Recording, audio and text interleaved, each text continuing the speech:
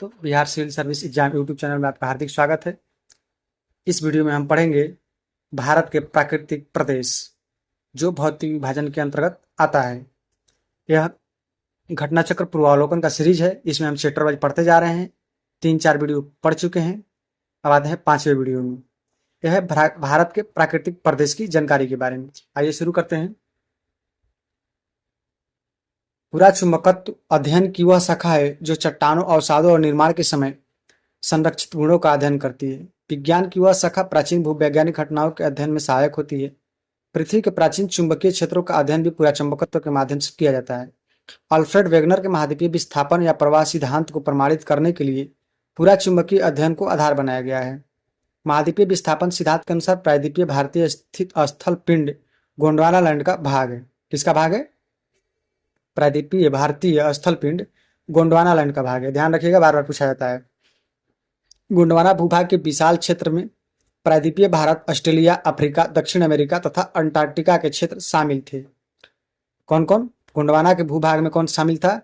भारत, प्रायद्वीपीय Bharat, Australia, Africa, दक्षिण America और ऑस्ट्रेलिया, अंटार्कटिका शामिल था। ठीक है। मध्यवर्ती मध्यजीवी महाकल्प में संवहनीय धाराओं द्वारा गोंडवाना लैंड के अनेक टुकड़ों में विभाजित कर दिया गया। कब? मध्यजीवी महाकल्प में संवहनीय धाराओं द्वारा विभाजित कर दिया गया। इस विभाजन के फलस्वरूप भारतीय प्लेट गोंडवाना मुख्य भूमि से अलग होने के बाद उत्तर एवं उत्तर पूर्व की दिशा में विस्थापित होने लगा। कहाँ कहाँ? उत्तर एवं उत्तर पूर्व की दिशा में। उत्तर दिशा की ओर विस्थापन के परिणाम स्वरूप भारतीय प्लेट अपने से अधिक विशाल प्लेट यूरेशियन प्लेट से टकरा गई। भारतीय प्लेट किसे टकरा गई? यूरेशियन प्लेट से टकरा गई। इस टकराव के कारण इन दो प्लेटों के बीच स्थित टेथिस सागर में अवसादी चट्टानें बलित होकर हिमालय के रूप में विकसित हुई। किसमें? टेथिस सागर में अवसादी चट्टानें बलित होकर के अवसादी चट्टान के रूप में हो गई। ठीक है, आगे पढ़ते हैं। हिमालय की पूर्वी पर्वत श्रृंखला का एक युवा स्थलाकृति को दर्शाता है। यह क्या दर्शाता है? हिमालय की पूर्वी पर्वत श्रृंखला का युवा स्थलाकृति को दर्शाता है। इसमें ऊंचे पर्वत शिखर, गहरी घाटियां तथा तेज बहने वाली नदियां हैं। किसमें? हिमालय में। हिमालय के तराई क्षेत्र में पाताल तोड़ कुएं भी पाए जाते हैं। टेथिस सागर के मलबों का हिमालय के रूप में ऊपर उठने तथा प्रायद्वीपीय पठार के उत्तरी किनारों के नीचे धंसने के कारण बृहद द्रोणी यानी बेसिन का निर्माण हुआ। समय के साथ साथ यह बेसिन उत्तर के पर्वतों एवं प्रायद्वीपीय पठारों के बहने वाली नदियों के अवसादी निक्षेपों द्वारा धीरे धीरे भर गया। इस प्रकार जलोढ़ निक्षेप से निर्मित एक विस्तृत समतल भूभाग भारत के उत्तरी मैदान के रूप में विकसित हो गया। भूगर्भीय रूप में महाप्रायद्वीपीय पठार पृथ्वी की सतह का प्राचीनतम भागों में से एक है। किसमें? प्रायद्वीपीय पठार पृथ्वी के सतह का प्राचीनतम भागों में से एक है। प्रायद्वीपीय भाग भारत का सबसे स्थिर भूखंड है। भारत का सबसे स्थिर भूखंड कौन है? प्रायद्वीपीय भाग। प्रायद्वीपीय पठार अग्नि तथा रूपांतरित शैलों वाली कम ऊंचाई पहाड़ियों एवं चोटियों से बना है। किससे? रूपांतरित शैलों से बना है। मेघालय पठार प्रायद्वीपीय पठार का बहिर्साई यानी आउटलर विस्तार है। इसका मेघालय का जो पठार है जो पूर्वोत्तर भारत में पाया जाता है वो इसका आउटलर विस्तार है। किसका? प्रायद्वीपीय पठार का। इस पर गारो, खासी एवं जयंतिया पहाड़ियां हैं जो भ्रंशन यहां से विलोपित कर दिया है के कारण भारतीय प्रायद्वीप से तो भारत की निर्माण, उत्थान एवं निर्गमन के यहाँ पढ़ना है। भ्रंशन के कारण भारतीय प्रायद्वीप से मालदा गैप द्वारा पृथक होता है। कौन? जो भारत का मेघालय का पठार है वो भारतीय प्रायद्वीप से मालदा गैप से पृथक होता है।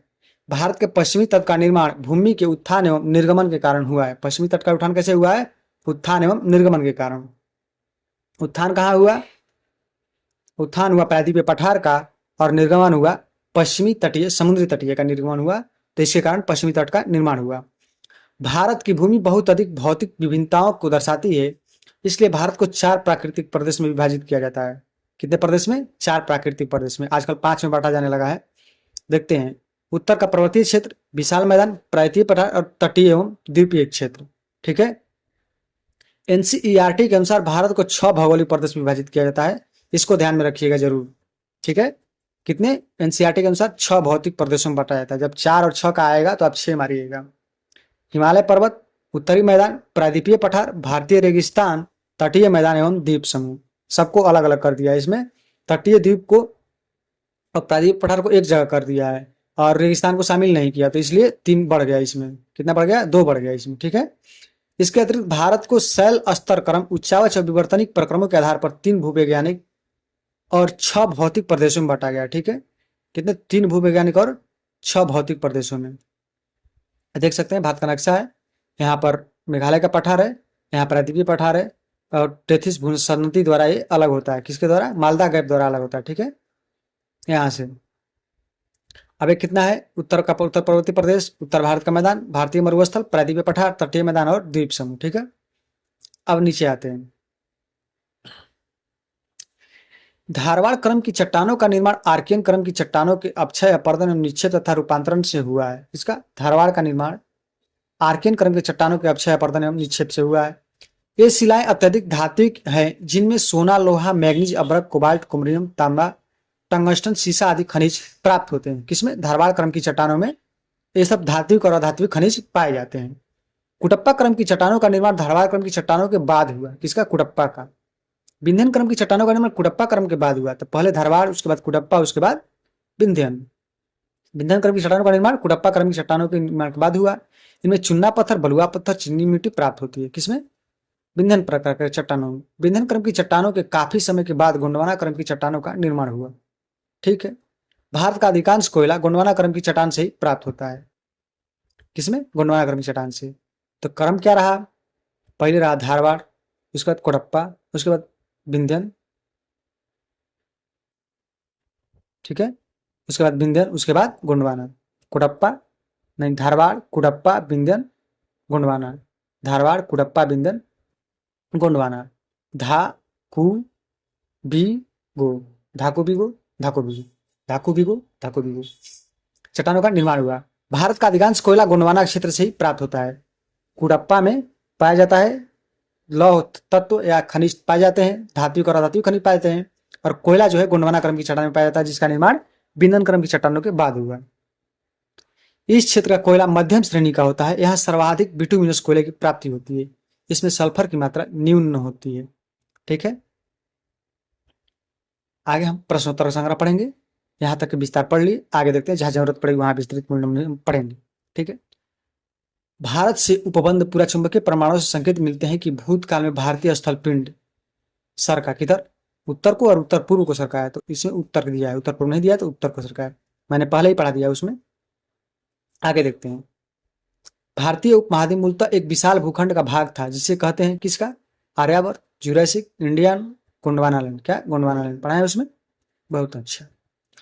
भारत का भौगोलिक प्रदेश विभाजित है मूलतः 4 में, लेकिन एनसीईआरटी के अनुसार 6 में, ठीक है।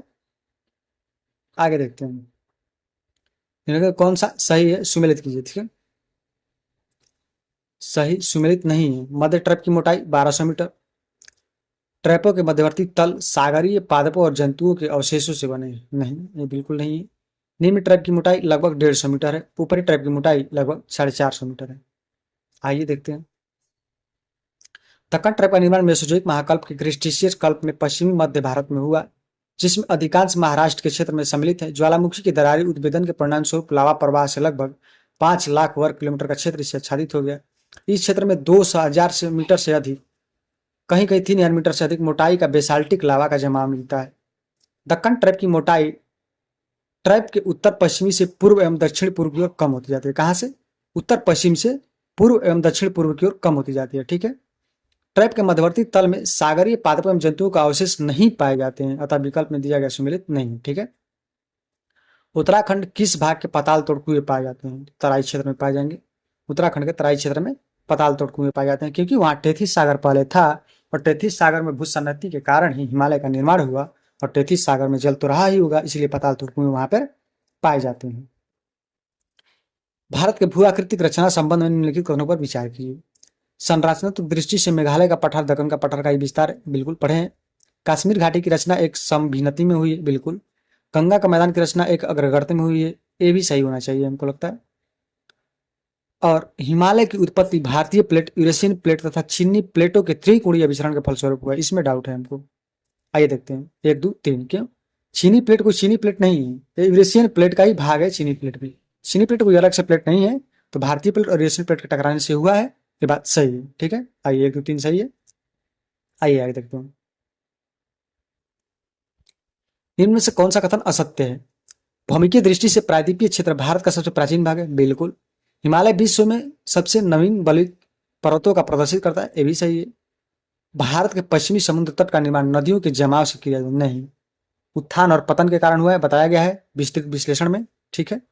भारत में गोंडवाना शिलाओं में कोयले का बृहत्तम भंडार है, बिल्कुल गोंडवाना शिला में है। पूछा कौन सा कथन असत्य है, तो इसका सी होगा। ठीक है, आगे देखते हैं।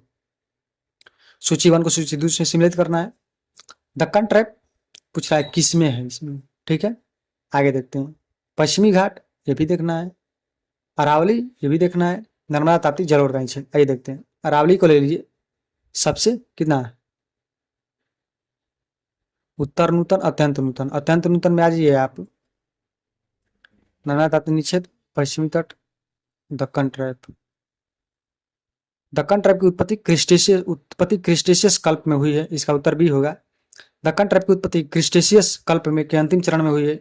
पश्चिमी घाट पर्वत की उत्पत्ति सेनोजोइक यानी उत्तर नूतन महाकल्प में हुई। सेनोजोइक काल में पश्चिमी घाट। अरावली पर्वत की उत्पत्ति प्री कैम्ब्रियन महाकल्प में हुई है। नर्मदा की उत्पत्ति निक्षेप से अत्यंत नूतन युग में हुआ है। ठीक है, आइए। केरल का कूटानाडु प्रसिद्ध है किसके लिए? मीठे पानी झील के लिए। भारत का न्यूनतम ऊंचाई वाला तल क्षेत्र, बी ही होना चाहिए, देखते हैं, बी ही है। एक प्रवाल द्वीपी के लिए, भारत का सबसे पश्चिमी बिंदु के लिए। तो ये सबसे निम्न क्षेत्र है। भारत का न्यूनतम ऊंचाई वाला क्षेत्र कौन सा है? कुट्टानाडु प्रसिद्ध क्षेत्र है, केरल का सबसे निम्न क्षेत्र है। आगे देखते हैं। कौन सा मरुस्थल है? सिंधु का क्षेत्र, असम का क्षेत्र, गंगा मध्य क्षेत्र, भारत का क्षेत्र, मध्य भारत का क्षेत्र। तो भाई सिंधु का क्षेत्र जो है, सिंधु नदी के किनारे का क्षेत्र जो है, रेगिस्तानी एरिया से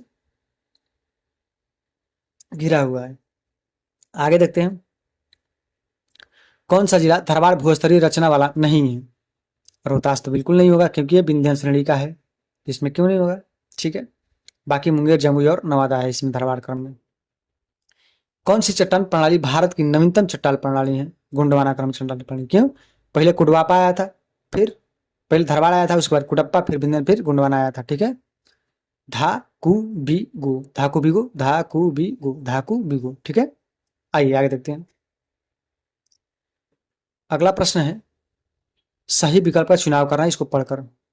जीडी डन ने भारतीय उपमहाद्वीप के चट्टानों को भूगर्भीय इतिहास के लिए एक विशेष भूगर्भिक समय मापक तैयार किया। भूगर्भिक समय मापक के अनुसार भारतीय चट्टानों को आर्कियन, पौराणिक, द्रविड़ीय तथा आर्यन युग में विभाजित किया जाता है। इसमें मुझे डाउट है, इसलिए कथन 1 असत्य है, परंतु कथन 2 सत्य है। ठीक है, क्या है क्या नहीं है देखते हैं। भूगर्भीय समय मापक के अनुसार भारतीय चट्टानों को आर्कियन, पौराणिक, द्रविड़ीय और आर्यन युग में विभाजित किया जाता है। भारतीय भूगर्भीय समय मापक टी.एस. हॉलैंड द्वारा लाया गया था। किसके द्वारा? टी.एस. हॉलैंड द्वारा। आगे देखते हैं। गंगा का मैदान को के रूप में वर्णित किया जाता है? किसके? पेनी प्लेन के रूप में। जियो सिंक्लाइन लिख दिया है। आगे देखते हैं। पेनी प्लेन उस क्षेत्र में पाया जाता है जहाँ चुन्ना पत्थर की चट्टानें पाई जाती हैं, दलदली क्षेत्र, उसमें पेनी प्लेन कहा जाता है। बाकी होगा जियो सिंक्लाइन। गंगा को मैदान को एक जियो सिंक्लाइन या भू अभिनति गर्त के रूप में वर्णित किया जाता है। इसका निर्माण मुख्य रूप से हिमालय पर्वतमाला प्रक्रिया के द्वारा हुआ है। ठीक है, आगे देखते हैं। भारतीय रेगिस्तान के बारे में निम्नलिखित क्वेश्चन कौन सा सही है? भारतीय रेगिस्तान अरावली पहाड़ी के पश्चिम किनारे पर स्थित, बिल्कुल सही है। इस क्षेत्र में प्रतिवर्ष 150 मिलीमीटर से कम वर्षा होती है, बिल्कुल सही है। लूनी इस क्षेत्र की एकमात्र बड़ी नदी है, बिल्कुल सही है। उपरोक्त में से सभी सही हैं। आगे चलते हैं। अब आ गया उत्तर का पर्वतीय प्रदेश, इसको अगले वीडियो में देखेंगे। तब तक यहीं भारत का भौगोलिक विस्तार और भौतिक विभाजन इस वीडियो में देखा हमने। आगे देखेंगे भारत का उत्तर का पर्वतीय प्रदेश। धन्यवाद। वीडियो अच्छा लगा तो लाइक और सब्सक्राइब जरूर कीजिए।